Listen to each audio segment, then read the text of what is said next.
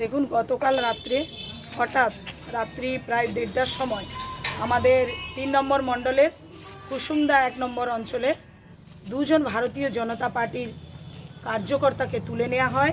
রামপদ রুদ্র এবং মেঘনাথ চক্রবর্তী, এই দুজনকে বিনা কারণে, কোনো কারণ নেই, হঠাৎ ওনারা বাড়ির মধ্যে ঘুমন্ত অবস্থায় ছিলেন, বাড়িতে গিয়ে মধ্যরাত্রে তুলে নিয়ে আসা হয়। যে কারণে কাল পুরো সারা রাত ধরে আমি ওসি সাহেবকে, পিংলা থানার ওসি সাহেবকে ফোন করেছি। উনি আমার ফোন রিসিভ করেননি এবং কোনোভাবেই আমার সঙ্গে কোনোভাবে কোঅপারেট করেননি। আজকে সকালেও ফোন করেছি, উনি কোনোভাবেই ফোনটা আমার রিসিভ করেননি। যে কারণে আমি বাধ্য হয়ে থানায় আসতে বাধ্য হয়েছি। থানায় আসতেই আমাকে এখানে কনস্টেবল দিয়ে আমাকে বাধাপ্রাপ্ত করা হচ্ছে এবং ভেতরে যেতে দেওয়া হচ্ছে না। অথচ ওসি সাহেব নিজেই ভেতরে আছেন, কিন্তু আমার সঙ্গে সাক্ষাৎ করতে চাইছেন না। আপনি কি বাধা দিয়েছে থানার গেটে? অবশ্যই আমাকে বিভিন্ন রকমভাবে আমাকে বাধা দেওয়ার চেষ্টা করা হয়েছে। আমি জোর করে ঢুকেছি এবং ওসি সাহেব আমাকে দীর্ঘ সময় অপেক্ষা করানোর পরে কথা বললেন।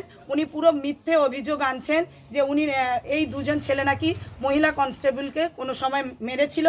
কিন্তু আমি যখন বললাম যে তার প্রমাণ দেখান, ভিডিও ফুটেজ দেখান, বলছে না ভিডিও ফুটেজ কোর্টে হবে, কোনো কারণ নেই, কমপ্লেন নেই, কিছু নেই ওনার বিরুদ্ধে। সে মানে কমপ্লেন না থাকা সত্ত্বেও ওনাকে তুলে আনা হয়েছে।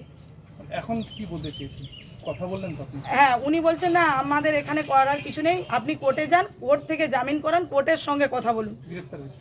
না, গ্রেপ্তার এখনো হয়নি, মেডিকেল করাতে নিয়ে গেছেন, সম্ভবত কোর্টে চালান করবেন। আপনার নাম? আমার নাম স্বাগতা মান্না। আমি আপনারা কি অভিযোগ জানাচ্ছেন? আমরা অভিযোগ জানাচ্ছি এবং আইনিভাবে আমরা ব্যবস্থাপনা নিচ্ছি। শুভেন্দু অধিকারী আজকে অভিযোগ জানিয়েছেন নির্বাচন কমিশনে, এই ব্যাপারটা নিয়ে? এই ব্যাপারটা নিয়ে সম্ভবত আমি বলছি, শুনুন, ইনারা দেখতে পাচ্ছি যে আমাদের সঙ্গে খুবই অসহযোগিতা করছে প্রত্যেকটা জায়গায়। গতকাল রাতেও খড়গপুর থানায় তুলে নিয়ে যাওয়া হয়েছিল আমাদের দুজন ছেলেকে। সেখানে আমি নিজে গিয়ে আমার কার্যকর্তা এবং লয়ার নিয়ে গিয়ে সেখানে আমি বিনা কারণে কোনো কারণ ছাড়াই তুলে নিয়ে যাচ্ছি।